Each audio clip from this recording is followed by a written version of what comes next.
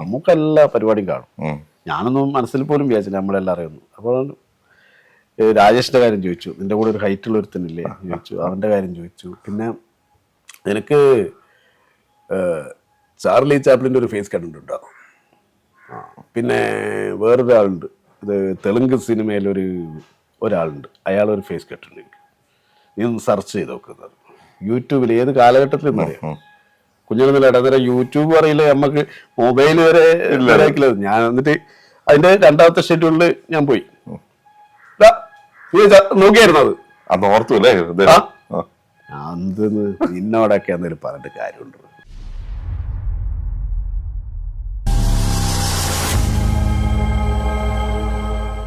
നമസ്കാരം. നമ്മുടെ യാത്രയിൽ ഇന്ന് നമുക്ക് സുപരിചിതനായ ഒരു അതിഥിയാണ് നമ്മോടൊപ്പം ഉള്ളത്. നമുക്ക് അദ്ദേഹത്തിന്റെ കൂടുതൽ കാര്യങ്ങൾ ചോദിച്ചറിയാം. എന്നാപ്പ ഒരു ലൈസൻസ് തരുമെന്ന് ചോദിച്ചിട്ടായിരുന്നു എൻ്റെ മനസ്സിലേക്ക് കയറി വന്നത്. അപ്പോൾ ആ ഒരു എന്നാപ്പ നമ്മുടെ ഒരു ലൈസൻസ് തരുമോ എന്നുള്ള ചോദ്യം പലയാളുടെ മനസ്സുകളിലേക്ക് നടന്നു വന്നിട്ടുണ്ട്. അപ്പം അദ്ദേഹത്തെ നമുക്ക് നേരിൽ പരിചയപ്പെടാം. നമസ്കാരം. നമസ്കാരം. അപ്പോ ഞാൻ ചോദിച്ച ഒരു സംഭവം മനസ്സിലായില്ലേ? എന്നാപ്പോ ലൈസൻസ് തരുമോ എന്റെ മനസ്സിലേക്ക് അത് ക്ലിക്കായ ഒരു കോമഡി അപ്പൊ മട്ടന്നൂർ ശിവദാസ്, നമുക്ക് കുറെ കാര്യങ്ങൾ ചോദിച്ചറിയാം അല്ലെ? അദ്ദേഹം ഇന്ന് സിനിമയിൽ തിളങ്ങി നിൽക്കുന്നു, അതുപോലെ തന്നെ ചാനലുകളിൽ ഇത്തിരി പ്രോഗ്രാമുകൾ നടത്തുന്നു, അതുപോലെ ഇപ്പം സോഷ്യൽ മീഡിയയിലും താരമാണ്, ഉദ്ഘാടകനാണ്. അപ്പോൾ എന്തായാലും കുറച്ച് കാര്യങ്ങൾ നമുക്ക് ചോദിച്ചറിയാം. ശിവേട്ടാ, എന്തെല്ലാം വിശേഷം? സുഖം. മട്ടന്നൂര് വീട് വരുന്നത് കൊതേരി, എളമ്പാറ. ഈ മട്ടന്നൂര് എന്ന് പറഞ്ഞു കഴിഞ്ഞാല് സൂര്യ ടി വിയിൽ നിങ്ങൾ പറഞ്ഞ നേരത്തെ ലൈസൻസിന്റെ ഇതെല്ലാം ചെയ്യുന്ന സമയത്ത് നമ്മൾ രസികരാജ നമ്പർ 1 എന്നൊരു പരിപാടി ഉണ്ടായി. അപ്പോൾ അത് നമ്മളെ സലീം മുഹമ്മദ് ആണ് അതിന്റെ അസിസ്റ്റന്റ് ഡയറക്ടർ. നൗഫൽ ബിസി നൗഫലാണ് അതിന്റെ ഡയറക്ടർ. ബിസി നൗഫൽ ഇപ്പോൾ ഈ യമണ്ടം പ്രേമകഥയെല്ലാം ചെയ്തിട്ട് ഡയറക്ടർ. അപ്പോൾ അത് ഈ മട്ടന്നൂരിന്ന് പോയപ്പോൾ സലീംക ഇട്ട പേരാണ് ശിവദാസ് മട്ടന്നൂരിന്ന്. അങ്ങനെ അതിന്റെ താഴെ ഇങ്ങനെ അതിൽ എഴുതി കാണിക്കുമല്ലോ, അന്നേരം അങ്ങനെ ഇട്ട ആ പേര് തന്നെ അതായി. കണ്ണൂർ വിമാനത്താവളത്തിന് മുന്നേ ഞാൻ അറിയപ്പെടുന്ന 2 കലാകാരന്മാർ, ഒന്ന് മട്ടന്നൂർ ശങ്കരൻകുട്ടിയും ഒന്ന് ശിവദാസ് മട്ടന്നൂരും അല്ലെ? അപ്പൊ ഒരിക്കൽ ഈ മാളാരവിന്ദൻ നമ്മള് ഒരു ഷൂട്ടിങ്ങിന് പോയത്, ഒരു ഷോന് ചെയ്തുകൊണ്ടിരിക്കുന്ന സമയത്ത് പറഞ്ഞ് ഈ മാ എന്നുള്ള പേരുള്ള എല്ലാവരും ഭയങ്കരമായിട്ട് രക്ഷപ്പെടുന്നു. അങ്ങനെ ഒരുപാട് പേര്, മോഹൻലാൽ, മമ്മൂട്ടി, മാള അരവിന്ദൻ, കലാപ്, മണിന്റെ പേരും മണിയാണ്, മണിയമ്പിള്ള രാജു, മോനിഷ, അങ്ങനെ ഒരുപാട് പേരുണ്ട്, മുകേഷ്. മാവിന്റെ പേര് പോകുന്ന ആള് വേഗം ക്ലിക്കാവും. അങ്ങനെ എന്റെ പേര് മാറ്റിയിട്ട് നീ എന്ത് വേണമെന്ന് പറഞ്ഞാൽ മട്ടന്നൂർ ശിവദാസ് ആക്കണം, എന്നാ വേഗം നീ രക്ഷപ്പെടുന്നു. ഞാനതാക്കാൻ വേണ്ടി കുറെ ശ്രമിച്ചിരുന്നു, പക്ഷെ ഇതുവരെ ആയിട്ടില്ല. ശിവദാസ് മട്ടന്നൂർ തന്നെ എല്ലാരും വിളിക്കുന്നു. അപ്പൊ എന്തായാലും നമുക്കിത് മാറ്റി പിടിച്ചു കൊടുക്കാം. നമ്മള് പറയുകയാണ്, ഇനി മുതൽ മട്ടന്നൂർ ശിവദാസ് എന്ന പേരിൽ അറിയപ്പെടും. ഇതിനു മുമ്പിൽ ഒരു ഇന്റർവ്യൂവിൽ ഞാൻ പറഞ്ഞില്ല ഇത്, പക്ഷെ എന്നിട്ടും രക്ഷയില്ല. ഇല്ല. അപ്പോ മട്ടന്നൂർ ശിവദാസിനോട് തന്നെ നമുക്ക് കുറച്ച് കാര്യങ്ങൾ ചോദിക്കാം. ആദ്യം മട്ടന്നൂരിൽ ജനിച്ചതിന്റെ ആ ഒരു, ഇപ്പൊ മട്ടന്നൂരാണ് ഇന്ന് കേരളത്തിൽ അറിയപ്പെടുന്ന വളർന്നുകൊണ്ടിരിക്കുന്ന ഒരു കാര്യം. അതുപോലെ തന്നെ സിനിമകൾ ഇഷ്ടംപോലെ വന്നുകൊണ്ടിരിക്കുന്ന കുറെ കലാകാരന്മാരുണ്ട്. ഇപ്പൊ മട്ടന്നൂർ എന്ന് പറഞ്ഞു കഴിഞ്ഞാൽ ഒരുപാട്, നമ്മള് ആദ്യം മിമിക്രിക്കാരെന്ന് പറഞ്ഞിട്ട് നമ്മള് ശശിധരൻ മട്ടന്നൂര്, പിന്നെ അങ്ങനെ ഞാൻ, പിന്നെ സലീം അഹമ്മദ്, അങ്ങനെ കുറച്ച് ആൾക്കാരുണ്ട്. ഇപ്പൊ എന്ന് പറഞ്ഞു കഴിഞ്ഞാല് കലാകാരന്മാരുടെ ഒരു വലിയൊരു നിരയായി മാറിയിട്ടുണ്ട് മട്ടന്നൂർ. അത്രക്കും ആൾക്കാർ നല്ല നല്ല കഴിവുള്ള ആൾക്കാർ. ഇപ്പൊ തന്നെ കുറെ സിനിമകളും വരുന്നുണ്ട്, ഡയറക്ടേഴ്സ് വരുന്നുണ്ട്, ഒരുപാട് ആൾക്കാർ, കലാകാരന്മാരുടെ ഇറ്റലുമായ മട്ടന്നൂരിൽ നിന്നും മട്ടന്നൂർ ശിവദാസിനോടൊപ്പം സുരേഷ് ബാബു. ഓക്കെ, ഇവിടേക്ക് നീ മട്ടന്നൂർ നയിക്കോ? അത് വേണ്ട, ഇരട്ടി വരെ ഈ രക്ഷപ്പെടില്ല, ഇരട്ടി രക്ഷപ്പെടും.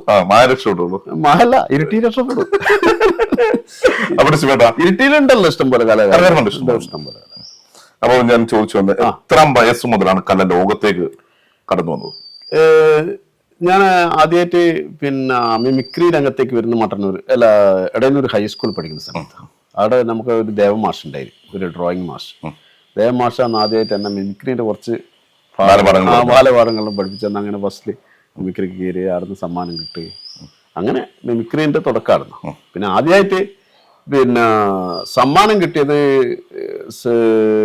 ചെണ്ട അന്നേരം ചെണ്ടമേളം ഉണ്ടായിരുന്നു. ചെണ്ടമേളം സിംഗിള് പെർഫോമൻസ് ഉണ്ട്. അതിനാണ് ആദ്യമായിട്ട് സമ്മാനം കിട്ടിയത്.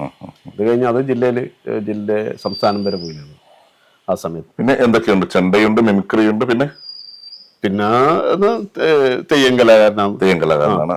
അപ്പോ നമ്മുടെ മിമിക്രി പ്രേക്ഷകർക്ക് ആഗ്രഹമുണ്ട്. കാരണം കുറെ വർഷങ്ങൾക്ക് മുമ്പുള്ള ഒന്ന് കൂടുതൽ നമ്മൾ എടുക്കാൻ വേണ്ടി തീരുമാനം എടുക്കുകയാണ്. ശരി. മിമിക്രിയിൽ ഇപ്പോ ഞാൻ നടന്മാരുടെ സൗണ്ടെല്ലാം ചെയ്തിട്ട് കുറെ കാലായി. കുറെ ഇപ്പം ലാസ്റ്റില് കോമഡി ഉത്സവത്തിലായിട്ടും ചെയ്തതാണ്. പണ്ടൊരുപാട് സാധനങ്ങൾ ചെയ്യാറുണ്ടായിരുന്നു. പക്ഷെ സത്യന്റെ ഡൂപ്പ് ചെയ്യലുണ്ടായിരുന്നു. കൊച്ചിൻ ഹനീഫ അതെല്ലാം ചെയ്തിരുന്നു. കൊച്ചിൻ ഹനീഫന്റെ എല്ലാം അഷ്റഫ് ആര് ദോശ കീരിക്കാട് ദോശ അത് അങ്ങനെയുള്ളു. കൊച്ചിൻ ഹനീഫന്റെ വരും. പിന്നെ വരുന്നത് ഇപ്പോഴത്തെ ഈ നമ്മുടെ കോട്ടയം പ്രദീപ് ഓരത് ഇന്നലെ നിന്റെ സിനിമ ഞാൻ ടി വി കണ്ടായിരുന്നു, കൊള്ളാം, പക്ഷെ അതിലും നീ കള്ളനായിരുന്നല്ലോ, ഇങ്ങനെ വരും. പിന്നെ ലാലു അലസിലേക്ക് പോകുമ്പോ ഹലോ പേഴ്സണലായിട്ട് പറയുക, അവനില്ലേ ഇവിടെ സിദ്ധാർത്ഥൻ, എന്റെ ഒരു മോഹമാണ് അവൻ തല്ലിക്കടത്തിയത്, അങ്ങനെ അത് വരും. നിങ്ങൾ കുറെ ചെയ്തിട്ടില്ല? ഇല്ല, ഞാൻ പഠിച്ചിരുന്നു. ചെറിയ രീതിയിൽ ആദ്യ കാലഘട്ടത്തില് മൊണോആക്ട് ആയിരുന്നു, ഏകാംഗ അഭിനയം എന്നുള്ള രീതിയും കാര്യങ്ങളും. നമ്മള് അന്ന് മട്ടന്നൂർ കോളേജ് പഠിക്കുന്ന ആ സമയത്ത് തന്നെ നമ്മൾ ട്രൂപ്പാക്കി. അന്ന് ഒരുപാട് കലാകാരന്മാർ ഒന്നിച്ചുള്ള ഒരു സമയമായിരുന്നു മട്ടന്നൂർ കോളേജിൽ. ഈ പറഞ്ഞ സലീം അഹമ്മദ്, ബാബു വള്ളിത്തോട്, പിന്നെ രാജീവ് മട്ടന്നൂര്, അങ്ങനെ ഒരു ഗ്യാങ് ഉണ്ടായിരുന്നു. ആ ട്രൂപ്പിന്റെ പേര് ഓർമ്മയുണ്ടോ? ആ ട്രൂപ്പ് തന്നെയാണ് ചാപ്ലിൻസ് ഇന്ത്യ മാറി. പിന്നെ ഇരുട്ടിയിലുള്ള എല്ലാ ആർട്ടിസ്റ്റുകളും വന്നു. അങ്ങനെ ജോയ് തോമസ്. ഈ സ്ഫടികം ഇന്ന് ഫസ്റ്റില് ചെയ്തത് നമ്മളെ ട്രൂപ്പല്ലേ? അതെ അതെ അതെ, ഓർമ്മയില്ലേ? മാത്രമല്ല കുറേയേറെ സ്റ്റേജുകൾ ഞാൻ ശ്രദ്ധിച്ചിട്ടുണ്ട്. ആ സ്ഫടികല്ല ഫസ്റ്റ് ചെയ്യുന്ന സ്റ്റേജുകൾ കടന്നുപോയ മുകേഷിന്റെ ശബ്ദം ആദ്യമായിട്ട് ചെയ്യുന്ന ജോയിയാണ്. പക്ഷെ അവരെല്ലാം ഇപ്പൊ എറണാകുളത്തുള്ളവരെല്ലാം അവരാന്ന് പറയുള്ളൂ. പക്ഷെ അന്നൊന്നും ഇവിടുത്തെ ആൾക്കാർക്ക് ആർക്കും അറിയില്ലല്ലോ. അല്ല, ഇതേപോലെ നാലാളോട് പറഞ്ഞാൽ അവിടുത്തെ മുകേഷ് ഫസ്റ്റ് ചെയ്ത് ജോയിയാ. ഇപ്പോഴും ഉണ്ടല്ലോ സജീവമായിട്ട്. അടുത്ത നമ്മളൊരു സ്ക്രിപ്റ്റ് വർക്കെല്ലാം നടന്നുകൊണ്ടിരിക്കുന്നുണ്ട്. സിനിമ ബടായി മുക്ക് നടക്കുന്നുണ്ട്. അങ്ങനെ ഓരോ സംഭവങ്ങൾ ഇങ്ങനെ ഓരോന്നായിട്ട് വരുന്നുണ്ട്. എന്തായാലും നമ്മുടെ ചാപ്ലിൻസ് ഇന്ത്യയില് അന്നത്തെ ട്രൂപ്പില് ഒരുപാട് ആൾക്കാർ ഇനിയും രക്ഷപ്പെട്ട് വരാനുണ്ട്. ഒരുപാട് കഴിവുള്ള കലാകാരന്മാർ. ചാപ്ലിൻസ് ഇന്ത്യയുടെ അനുഭവങ്ങൾ എന്ന് പറഞ്ഞു. ചാപ്ലിൻസ് ഇന്ത്യന്റെ അനുഭവം എന്ന് പറഞ്ഞു കഴിഞ്ഞാല് കാര്യമായിട്ട് എത്ര വർഷത്തോളം ഏകദേശം? അത് ഒരു 10 വർഷത്തോളം ഉണ്ടായി. 10 വർഷത്തോളം നല്ല കട്ടക്ക്. എന്താ വെച്ചാല് അന്ന് ഈ കണ്ണൂർ ജില്ലയിൽ വേറെ ട്രൂപ്പ് ഇല്ലാന്ന്. ആദ്യം ഉണ്ടായിരുന്ന മജാക്ക് എന്ന് പറഞ്ഞ ട്രൂപ്പില്ല. അപ്പൊ ദിനേശ് ആട്ടിന് ചെറിയൊരു അപകടം പറ്റിയതിനു ശേഷം അത് നിന്നുപോയി. അതിനുശേഷം നമ്മളെ ചാപ്ലിൻസ് രംഗപ്രവേശമായിരുന്നു. അന്ന് നമ്മള് പിന്നെ വേറെ ഒന്നും ഇതില്ലല്ലോ. ഇത് കലക്ക് വേണ്ടിയിട്ടുള്ള ഒഴിഞ്ഞു വെച്ച ജീവിതല്ലേ. വേറെ ഒന്നും ഫാമിലിന്റെ ഒന്നും ശ്രദ്ധിക്കേണ്ട ആവശ്യമില്ലല്ലോ. അങ്ങനെ മട്ടന്നൂര് അതുല്യ ടൂറിസ്റ്റ് ഹോമിൽ നമ്മള് സ്ഥിരമായിട്ട് റൂം അവിടെ എടുക്കുന്നു, ഓഫീസാക്കുന്നു. അങ്ങനെ അത് കേരളത്തിന് പുറത്തടക്കം. കേരളത്തിന് പുറത്ത് പിന്നെ ചാപ്ലിൻസ് ഇന്ത്യന്റെ പേരിലല്ലെങ്കിലും നമ്മള് കുറച്ച് ആൾക്കാരായിട്ട് പോയത്. അതിനുശേഷമുള്ള ട്രൂപ്പുകളെ അതിനുശേഷം ട്രൂപ്പിൽ പിന്നെ കലാഭവനില് 5 വർഷത്തോളം ഉണ്ടായിരുന്നു. അത് ബാബുവാണ് കലാഭവനിലേക്ക് ആദ്യം നമ്മൾ ഇവിടുന്ന് പോയത്, ചാപ്ലിൻസ് ഇന്ത്യ. ബാബു വള്ളിത്തോട്. അതിനുശേഷം രാജീവ് മട്ടന്നൂർ പോയി. അതിനുശേഷം ഞാൻ പോന്നു.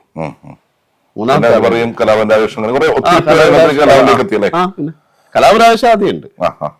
കലാഭവന് ഒരു ജീവിതകാലം 3 വർഷക്കാലം. 3-4 വർഷം. അത് നമ്മള് ഗാനമേള മിമിക്രിയിലായിരുന്നു. ഗാനമേള പണ്ടും മണിയെല്ലാം ഉള്ളത് ഗാനമേള മിമിക്രിയില്ല. എന്നിട്ടാണ് അവരെല്ലാം ഇങ്ങോട്ടേക്ക് മിസ് പരേഡിലേക്ക് വന്നത്. ഞാൻ മിസ് പരേഡിൽ കളിച്ചില്ല. അപ്പൊ ഞാൻ, രാകേഷ്, ബിജു, ജോബി, അങ്ങനെ 4 ആള് ഗാനമേളയുടെ ഗ്യാപ്പ് മ്യൂസിക്കലും കാര്യങ്ങളും അല്ല ഇടയ്ക്കുള്ള മിമിക്രി. അതിനുശേഷം നമ്മള് സിനിമയിലേക്ക് ചാനലുകളിലേക്ക്.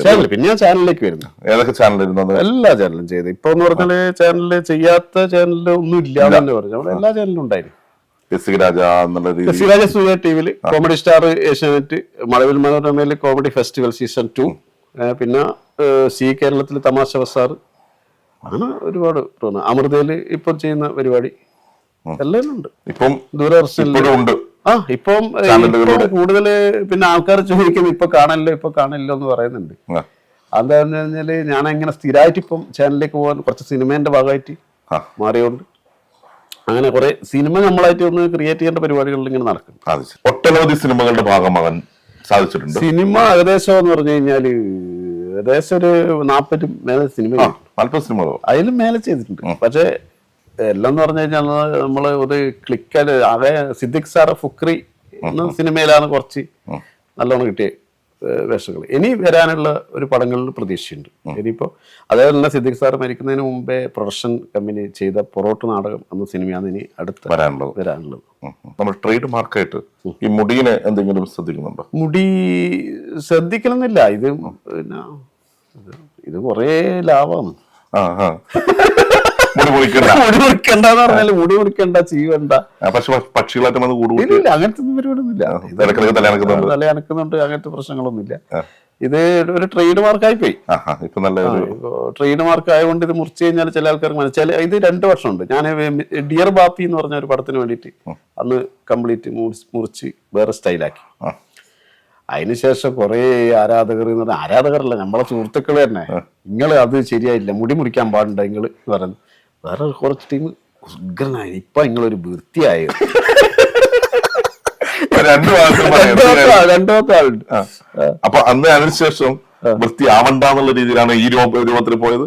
അല്ല, മുടി മുറിച്ചപ്പോ പിന്നെ ഞാൻ അതിന്റെ കുറച്ച് എണ്ണ എടുത്ത് ഏകദേശം എത്ര ആളാന്ന് വൃത്തിയായി എന്ന് പറഞ്ഞത് കുറെ ഇതന്നെ മതി എന്ന് പറഞ്ഞ. അപ്പൊ ആ കണക്കിലെടുത്തിട്ട് ഞാൻ പിന്നെയും ഇത് മുന്നോട്ട് പോകാൻ അങ്ങനെയാക്കെ. ഇനി ആരെങ്കിലും ഏതെങ്കിലും സിനിമക്ക് മുറിക്കണം എന്ന് പറഞ്ഞാൽ ആദ്യം മുറിക്കും.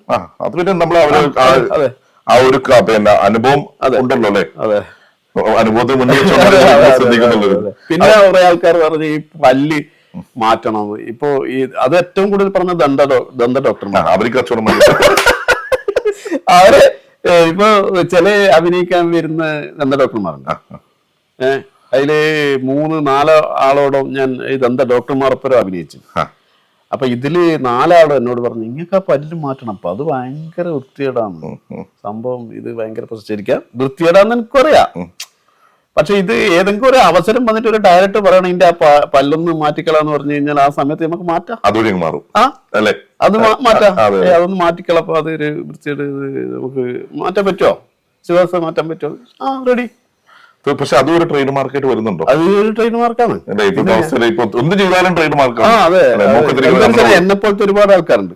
ഞാനും ഈ ഉണ്ണിരാജുമായിട്ട് ഭയങ്കര സാമ്യമുണ്ട്. അപ്പൊ ഈ പല്ല് കണ്ടാലാന്ന് ഞാൻ ഒന്ന് മനസ്സിലാവുള്ളൂ. അതാണ് അതിന്റെ അകത്ത്. പിന്നെ ഈ ശിവദാസ് എന്ന് പറഞ്ഞ പേരുള്ള ആൾക്കാരുണ്ട്. ഇപ്പൊ ഒരു പോലീസ് ശിവദാസ് മട്ടൻ തന്നെ അഭിനയിക്കുന്ന ഒരു പോലീസ് ശിവദാസ് ഉണ്ട്. ഓറയും കൊണ്ട് ചെറിയാണ് പേരല്ല, എല്ലാം മാറിപ്പോന്നു. വിളിയല്ല, അപ്പുറം ഇപ്പുറമല്ലോ സിനിമ. അങ്ങോട്ട് ഇങ്ങോട്ട് വരുന്നു. ഇപ്പൊ അടുത്ത ഒരു സിനിമക്ക് വേണ്ടിട്ട് എന്നെ വിളിച്ചു. ഓക്കെ പറഞ്ഞു, ഇത് ഡേറ്റ്. അപ്പൊ കഥ പറയാൻ വേണ്ടിട്ട് അസോസിയേറ്റ് വിളിക്കുന്നു പറഞ്ഞു. ഞാൻ വിളിക്കട്ടെ വിളിച്ചു, കഥയെല്ലാം പറഞ്ഞു. അപ്പൊ പറഞ്ഞു ഒരു റിട്ടയർഡ് മിലിറ്ററിക്കാരനാണ്. അപ്പാടന്നെ ഞാൻ തളഞ്ഞു. മിലിറ്ററിക്കാരനായാലും അത്ര ഹൈറ്റ് വേണം, ഫിഗറെല്ലാം വേണ്ടേ. ഞാൻ പറഞ്ഞു, നിങ്ങള് ആള് തെറ്റിപ്പോയിട്ടുണ്ടാവും എന്നാ തോന്നുന്നത്. മിലിറ്ററിക്കാരൻ്റെ ഒരു ലുക്കല്ല എൻ്റെത്. അതെയാ? അപ്പൊ അതൊന്നും അങ്ങനെ. അപ്പൊ വേറൊരു ശിവദാസൻ ഉണ്ട് ഇവിടെ തന്നെ, മട്ടന്നൂർ തന്നെയാണ് അയാളുടെ വീടും. അപ്പൊ അങ്ങനെ അയാളെ വിളിച്ചു. അപ്പൊ അവര് പറഞ്ഞു, നിങ്ങളൊരു കാര്യം, നിങ്ങൾ എന്തായാലും പറഞ്ഞല്ലോ, അത് പറയാനുള്ളൊരു ഇത് നിങ്ങൾക്ക് ഉണ്ടായില്ല. അപ്പൊ ലുക്കിലുള്ള വർക്കിലാണ് കാര്യം. അപ്പൊ നിങ്ങൾ എന്തായാലും ഉണ്ടാവണം, നിങ്ങൾ വരണം. അവര് പറഞ്ഞ ഡേറ്റിന് എനിക്ക് പോകാൻ പറ്റിയിട്ടില്ല. അന്ന് വേറെ വർക്ക് ഉണ്ടായി, ക്ലാഷ് ആയി, അന്ന് പോകാൻ പറ്റിയിട്ടില്ല. പിന്നെ ഒരു ശിവദാസൻ ആളുണ്ട് എടാ എറണാകുളത്തുണ്ട്, മിമിക്രിക്കാരൻ തന്നെ, മാറമ്പള്ളി ശിവദാസൻ. മണ്ഡലം ഒന്നിച്ച് ഒരുപാട് സ്കിറ്റൊക്കെ ചെയ്തിട്ടുണ്ട്.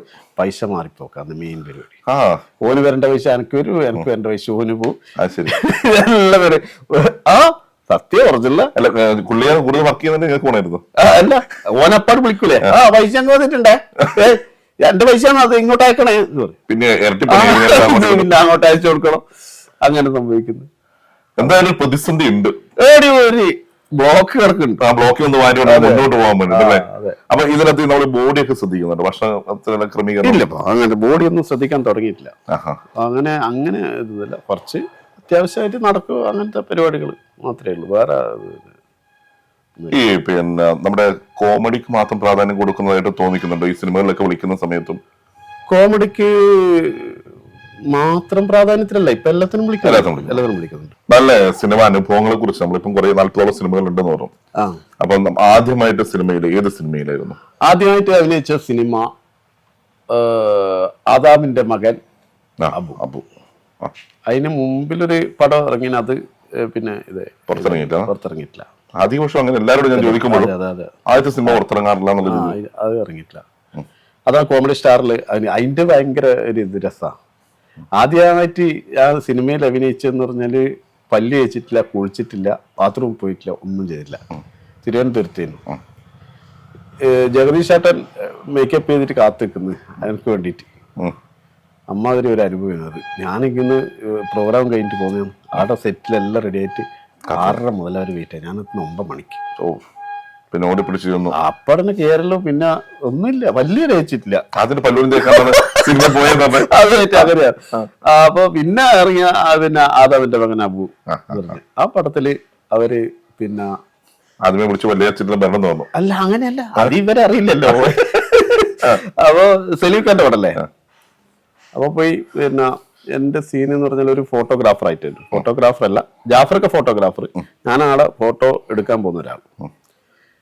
അപ്പോൾ ഇത് പിന്നെ കുറെ കഴിഞ്ഞപ്പോൾ ഞാൻ സലീഖാനെ വിളിച്ചു. സലീഖ എന്തുണ്ട് സംഭവം കുഴപ്പമില്ല, പക്ഷെ ഒരു കോമഡി ആയതുകൊണ്ട് ഈ പടത്തിൽ അത് ഞാൻ പറഞ്ഞു നിങ്ങളൊന്നും ചിന്തിക്കണ്ട, ആ പടത്തിൽ അതൊരു ഇതായിട്ട് കോമഡി ഭയങ്കരമായിട്ട് ഇതായിട്ട് നിൽക്കുന്നുണ്ടല്ലോ, അത് കട്ട് ചെയ്ത് കളഞ്ഞേ. എൻ്റെ ഒരു ഇതുകൊണ്ട് നിങ്ങൾ അതിൻ്റെ അങ്ങനെ അത് കട്ട് ചെയ്തു. അതുകൊണ്ട് അതിന് അവാർഡും കിട്ടി, ദേശീയ അവാർഡ്. അത് ആ തുറന്നു പറയാനുള്ള മനസ്സിന് അതുകൊണ്ട് ദേശീയ അവാർഡ് കിട്ടി. നല്ല പടം. അതിനുശേഷം അദ്ദേഹത്തിന് രണ്ടാം പടത്തിലേക്ക് കുഞ്ഞനന്ദന്റെ കടയിൽ രണ്ടാമത്തെ പടം കുഞ്ഞനന്ദന്റെ കട. അതിൽ എന്ന് പറഞ്ഞു കഴിഞ്ഞാല് നേരത്തെ കഥയെല്ലാം പറഞ്ഞു, എല്ലാം റെഡിയായി. കഥ വായിക്കുമ്പോൾ തന്നെ നമുക്ക് നമ്മുടെ ക്യാരക്ടർ ഏതാന്നുള്ളത് നമുക്ക് ഇഷ്ടമല്ല. അത് തന്നെ ആയിരിക്കും എന്നുള്ളത്. ഓക്കെ, അത് മമ്മൂട്ടിന് ഒന്നിച്ചെന്നെയുള്ള ഒരു അസിസ്റ്റന്റ് ആയിട്ടുള്ള ഒരു ക്യാരക്ടറായി. ഒത്തിരി താരങ്ങളോടൊപ്പം ഇത് കഴിഞ്ഞിട്ടില്ല പറഞ്ഞിട്ട്. അപ്പോ ഇത് പിന്നെ മമ്മൂട്ടിന്റെ അസിസ്റ്റന്റ് പോലെയുള്ള ഒരു ചെക്കനുണ്ട്, ഒരു കുഞ്ഞനന്ദന്റെ കട കാണുമ്പോൾ മനസ്സിലാവുന്നു. അങ്ങനെ ആ ഇതെല്ലാം ഓക്കെ ആയി, സംഭവം റെഡിയായി. അന്ന് കോമഡി സ്റ്റാറിൽ വർക്ക് ചെയ്ത സമയം 14-ാം തീയതി, ഏതൊരു 14-ാം തീയതി, ആ ഡേറ്റ് ആണ് ഓർമ്മയുണ്ട്. പാലക്കാടേക്ക് എത്താൻ പറയുന്നത് സെലിങ്ക. പാലക്കാട് ഷൂട്ട്, അവിടെ സെറ്റ് ഇട്ടിട്ടുള്ള ഷൂട്ടാണ്. ഈ 14-ാം തീയതി നമ്മുടെ കോമഡി സ്റ്റാറിന്റെ ഫൈനൽ. ഒരു രക്ഷയില്ല എന്ന് പറഞ്ഞാൽ ആനക്കിടുന്നാണ്. ഈടെ ബൈറ്റ് വരെ എടുത്ത് നമ്മളുമുണ്ട് ഇതിന് പിന്നെ നമ്മൾ ഫൈനലിലേക്ക് എന്നെല്ലാം പറഞ്ഞിട്ട് ഇതെല്ലാം എടുത്ത് കഴിഞ്ഞു.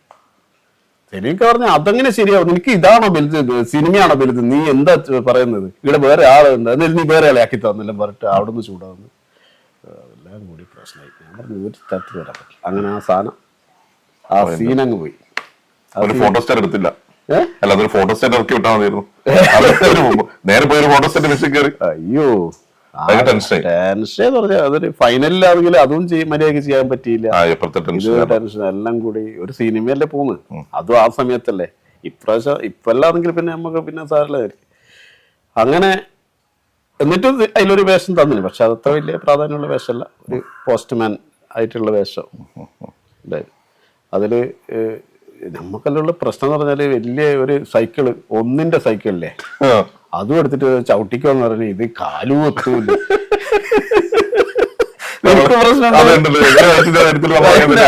അയ്യോ, മമ്മൂട്ടി അന്ന് കണ്ടിട്ട് ഭയങ്കര എന്നോട് നല്ല ഇതൊക്കെ പറഞ്ഞു. അവരെന്നേരം കോമഡി സ്റ്റാറെല്ലാം കാണുന്ന സമയമാണ്, നമുക്ക് എല്ലാ പരിപാടിയും കാണും. ഞാനൊന്നും മനസ്സിൽ പോലും വിചാരിച്ചില്ല നമ്മളെല്ലാം അറിയുന്നു. അപ്പോൾ രാജേഷിന്റെ കാര്യം ചോദിച്ചു, നിന്റെ കൂടെ ഒരു ഹൈറ്റുള്ള ഒരുത്തനില്ലേ ചോദിച്ചു, അവന്റെ കാര്യം ചോദിച്ചു. പിന്നെ എനിക്ക് ചാർലി ചാപ്ലിന്റെ ഒരു ഫേസ് കണ്ടിട്ടുണ്ടോ? പിന്നെ വേറൊരാളുണ്ട്, ഇത് തെലുങ്ക് സിനിമയിൽ ഒരാളുണ്ട്, അയാളൊരു ഫേസ് കെട്ടുണ്ട്. നീ ഒന്ന് സെർച്ച് ചെയ്ത് നോക്കുന്നത് യൂട്യൂബിൽ, ഏത് കാലഘട്ടത്തിൽ എന്നറിയാം. കുഞ്ഞുങ്ങളിൽ ഇടനേരം യൂട്യൂബ് അറിയില്ല, നമുക്ക് മൊബൈൽ വരെ ഞാൻ. എന്നിട്ട് അതിന്റെ രണ്ടാമത്തെ ഷെഡ്യൂളിൽ ഞാൻ പോയി നോക്കിയായിരുന്നു. അത് ഓർത്തു അല്ലേ? എന്തെന്ന് നിന്നോടൊക്കെ എന്നൊരു പറഞ്ഞിട്ട് കാര്യമുണ്ട്. അതെ, അങ്ങനത്തെ ഒരു മനുഷ്യൻ, നല്ല മനുഷ്യൻ. ഏതൊരു കലാകാരനും നമ്മളിപ്പോ സിനിമയായിരുന്നു ആത്യന്തികമായിട്ട് ആഗ്രഹിക്കുക. അതെ അതെ. അപ്പൊ സിനിമയിലേക്ക് പോകുന്നതിന് മുമ്പേ സിനിമയുടെ ഫിലിം സിറ്റിയിൽ കുറെ കാലം ഉണ്ടായിരുന്നു. ഫിലിം സിറ്റിയില്, രാമുജി ഫിലിം സിറ്റിയില് 3 വർഷം എന്റർടൈൻമെന്റ് ആർട്ടിസ്റ്റ് ആയിട്ടുണ്ടായിരുന്നു. അത് ശരിയാ. അപ്പോൾ അത് പോയത് എന്ന് പറഞ്ഞു കഴിഞ്ഞാല് കേരളത്തിൽ നിന്ന് ആകെ 5 ആർട്ടിസ്റ്റുകളാണ്. അത് കളരിയും കഥകളിന്റെ കൂടെ ഞാൻ പോയത്. കഥകളിന്റെ കൂടെ പോയി പിന്നെ അവിടെ കോമഡി, ഹിന്ദിക്കാരൊപ്പം കോമഡി ചെയ്തു. അത് ഇവര് പിന്നെ അവിടെ ഒരു 3 തിയേറ്റർ ഉണ്ട് പിന്നെ ഈ പ്രോഗ്രാം ചെയ്യാൻ വേണ്ടി. അവിടെ ചെന്നു. പിന്നെ അതിന് മടുത്ത് ഇത് ഒരേ സ്ഥിരം തന്നെയല്ലേ പരിപാടി. പിന്നെ ഈടെ പോകുന്നത് എന്ന് പറഞ്ഞാൽ നമ്മൾ എന്തെങ്കിലും സിനിമയായിട്ട് ബന്ധം ഉണ്ടാവുന്ന കിട്ടുന്ന പോകുന്നു. പക്ഷെ നോക്കും അവർക്ക് അങ്ങനത്തെ അലൗഡൊന്നും ഇല്ല അവിടെ. പിന്നെ സൽമാൻ ഖാൻ വന്നിട്ട് അഭിനയിക്കുന്നുണ്ടാവും അതിലേക്ക് കൂടി, നമ്മൾ അതിലേക്ക് കൂടി ഉണ്ടാക്കി നടക്കുന്നു. നമുക്ക് അത് എങ്ങനെ കാണാമല്ലാണ്ട് അവരായിട്ട് ബന്ധപ്പെടാനുള്ള ഒരു സംഭവം ഇല്ല. അത് മനസ്സിലാക്കിയതിന് ശേഷം എല്ലാം അവിടെ നിന്ന് എസ്കേപ്പ് ആയി. അല്ല, നേരത്തെ എന്നോട് പറഞ്ഞ പോലെ വേണമെങ്കിൽ ഒരു സെൽഫി എടുത്തോന്ന് ഒരു പയ്യൻ ചോദിച്ചു വന്നാലേ അതെ, ആ സമയത്ത് അവിടെ അത് അയ്യോ അന്നൊന്നും ഈ ഫോണിന്റെ ഇറങ്ങുന്ന സമയമുള്ളൂ. ഞങ്ങള് നോക്കിയന്റെ മറ്റേ 3310 ആ സമയ ആ കാലഘട്ടത്തില്. അപ്പൊ അതിനുശേഷം നാടകത്തിൽ ഈ നാടകത്തിൽ അഭിനയിച്ചുകൊണ്ടിരിക്കുമ്പോൾ ഞാൻ രാമുജിയിലേക്ക് പോകും. 2 കൊല്ലം പിന്നെ കോഴിക്കോട് നാടക നിലയത്തില് 2 വർഷം പ്രൊഫഷണൽ നാടകത്തിൽ. ഇപ്പം അതിനുശേഷം പിന്നെ കോമഡിയിലേക്ക് മാത്രം പ്രാധാന്യം കൊടുത്തുകൊണ്ട് ചാനലിലേക്ക് വന്നതിന് ശേഷം എല്ലാവരും ആ രീതിയിൽ അറിയപ്പെടുന്നു. അതെ അതെ, ചാനലിൽ വെള്ളാനകളുടെ നാട് ഏഷ്യാനെറ്റിൽ ഒരു സീരിയൽ തന്നെ ഉണ്ടായിരുന്നു, ഒരു കോമഡി സീരിയൽ. ഇതിനകത്ത് നമുക്ക് അഭിനയിച്ച് ഫലിപ്പിക്കുമ്പോൾ വേറെ ബുദ്ധിമുട്ടുണ്ടോ ഈ കോമഡിയെ ജനങ്ങളിൽ? കോമഡി ഭയങ്കര പ്രശ്നം തന്നെയല്ലേ. കോമഡി ആണ് ഏറ്റവും വിഷമം. അതെല്ലാരും എല്ലാരും പറയണ. നിങ്ങൾക്കത് ഈസി ആയിട്ടാണോ?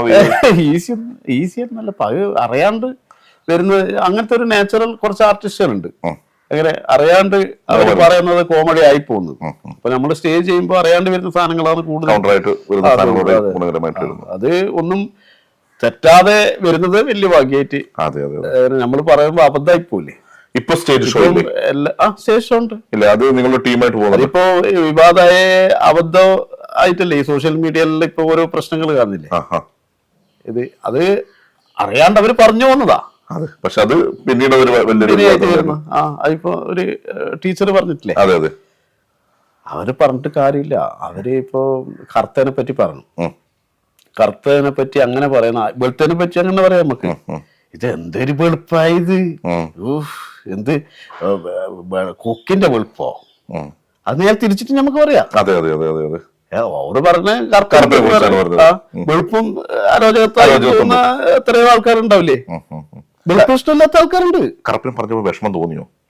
കറുപ്പിനെ പറഞ്ഞാല് വിഷമം തോന്നി. അത് ഒരു വ്യക്തിനെ പറ്റി പറയുമ്പോ നമ്മൾ വിഷമം തോന്നില്ലോ. അല്ലാതെ ഇങ്ങനെ നമ്മള് വെളുപ്പിനെ പറ്റി ഇങ്ങനെ പറഞ്ഞു കഴിഞ്ഞാൽ, അല്ലെ കറുപ്പിനെ പറ്റി ഇങ്ങനെ പറഞ്ഞാൽ കുഴപ്പമില്ല. ഒരു വ്യക്തിനെ പറ്റി പറയുമ്പോ അത് ശരിയാണ്. അത് കറുപ്പായാലും വെറുപ്പായിട്ട് മാറും.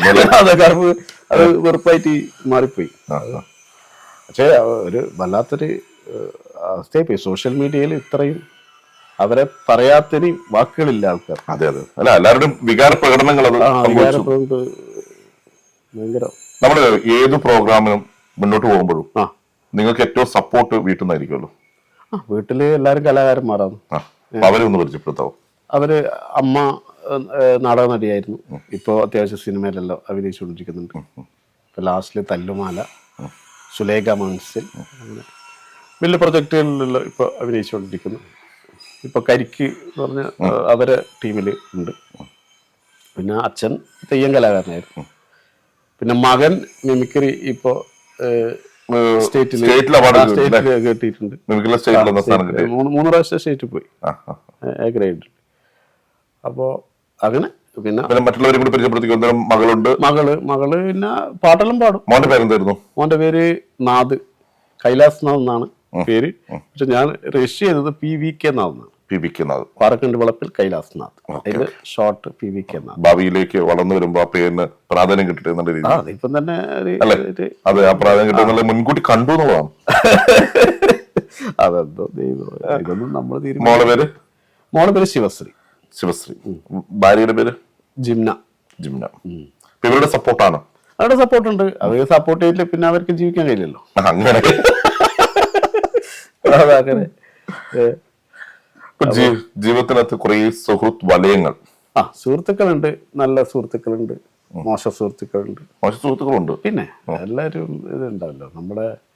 നമ്മളെ ഒന്നാമത്തേന്ന് പറഞ്ഞാല് നിഷ്കളങ്കമായത് കൊണ്ടാണോ അല്ലെങ്കിൽ പാവായത് കൊണ്ടാണോ എന്തെന്നാന്ന് അറിയില്ല. ഒരുപാട് ആൾക്കാർ പറ്റിക്കാൻ പറ്റിയൊരു ആളാ. ഒരുപാട് പറ്റിക്കൽ ഏറ്റുവാങ്ങിയ ആളാ. ചന്ദ്ര തോൽപ്പിക്കാൻ പറ്റില്ല മക്കളെ. അതുകൊണ്ട് അതല്ല പിന്നെ അങ്ങനെ വിട്ടു പോവാ. സമയമുണ്ടല്ലോ അല്ലേ? മുന്നോട്ടേക്കന്നെ കുറെ പ്രോഗ്രാമിന്റെ ഉദ്ഘാടകനായിട്ട് ഇപ്പം സജീവ സാന്നിധ്യം ഉദ്ഘാടകനായിട്ട് പോകുന്നുണ്ട്. ബിജി അതുപോലെ തന്നെ ഇത് ജഡ്ജസായിട്ട് പോകുന്നുണ്ട്. അപ്പൊ സ്റ്റേജ് ഷോ ഒക്കെ ഉണ്ട്. അപ്പൊ സ്റ്റേജുകളിലും വിളിക്കാം. കാരണം സ്റ്റേജ് ഷോയിലൊക്കെ മിന്നുന്ന പ്രകടനം കാഴ്ചവെക്കുന്നുണ്ട് ഇപ്പോഴും. അപ്പൊ ഇവരുടെ ടീം സപ്പോർട്ടായിട്ട് തന്നെ ഒപ്പമുണ്ട്. അപ്പൊ തീർച്ചയായിട്ടും ഷോയ്ക്കൊക്കെ വിളിക്കുക, നിങ്ങളുടെ മുമ്പിലേക്ക് എത്തും അല്ലെ? എന്ത് പറയാനുണ്ടെന്നോ നിങ്ങള് അവരോട് പറയാനൊന്നുമില്ല. പിന്നെ ഈ നടന്മാരും നടിമാറും ഒരുപാട് കൂടിക്കൂടി വരുന്നതാണ്. അത് നമ്മൾ കുറക്കുക. എന്നാലും നമുക്ക് ചാൻസ് ഉള്ളൂ അല്ല, അത് ഞാൻ വെറുതെ പറഞ്ഞാണ്. എങ്കിലും ഒരുപാട് അവസരങ്ങൾ ഇപ്പൊ എല്ലാവർക്കും ഉണ്ട്. അപ്പോൾ ഇനിയും ആർട്ടിസ്റ്റുകൾ വരട്ടെ. നല്ല നല്ല കഴിവുള്ള കലാകാരന്മാർ ഇനിയും നമ്മുടെ നാട്ടിലുണ്ട്. അവർക്ക് എല്ലാവർക്കും അവസരങ്ങൾ കിട്ടട്ടെ എന്ന് മാത്രമാണ് പറയാനുള്ളത്. ചുരുങ്ങിയ സമയം കൊണ്ട് ഒത്തിരി കാര്യങ്ങൾ നമുക്ക് ചോദിച്ചറിയാൻ പറ്റി. എന്നാലും ഒത്തിരി കാര്യങ്ങൾ വെച്ചാൽ 40 സിനിമകൾ അതിന് മേലെ 40-50 എത്താൻ പോകുന്നു. എന്നാലും 50 എത്തുമ്പോൾ ഞാൻ എന്നാലും ഒന്നും കൂടി വന്നിട്ട് ആ സിനിമകളെ കുറിച്ച് മാത്രം ഒന്ന് ചോദിക്കാം. കാരണം അത് ചോദിച്ചാൽ തന്നെ എപ്പിസോഡുകൾ മുന്നോട്ട് പോകാൻ സാധ്യത കൂടുതലുണ്ട്. അതുകൊണ്ട് സമയം തൽക്കാലം ലഘൂകരിക്കുകയാണ്. മറ്റൊരു അതിഥിയുമായി നമുക്ക് വരാം. അതിനു മുമ്പേ എല്ലാവിധ ഭാവങ്ങളും നേരുകയാണ്. കാരണം ഒരു കൂട്ടുകാരൻ എന്ന രീതിയിൽ തന്നെ എനിക്ക് അദ്ദേഹത്തെ അംഗീകരിച്ചു, എനിക്ക് സംസാരിക്കാൻ പറ്റിയെന്നതാണ്. അപ്പൊ എല്ലാവിധ ഭാവങ്ങളും നേരുന്നു. തീർച്ചയായിട്ടും നമുക്കൊരു അതിഥിയുമായിട്ട് അടുത്ത ദിവസം വരാം. അതുവരെ തൽക്കാലം ബൈ.